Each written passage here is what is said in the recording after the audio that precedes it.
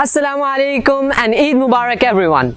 Welcome to the area where the slaughtering and the cutting of the Qurbani animals is done, the slaughterhouse of Baitussalam.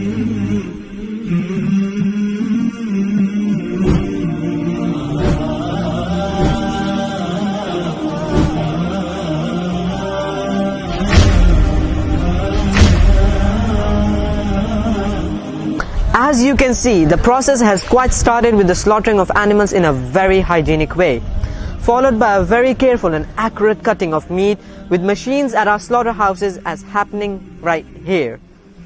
This whole process is a very clean and environment friendly.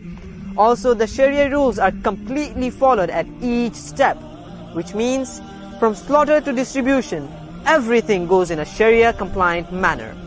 This Eid, Baitussalam has played a positive role in the society, keeping the environment clean, doing a Qurbani in a slaughterhouse and in the most hygienic way possible. With that said, I'll sign off. Keep enjoying your Eid and Allah Hafiz.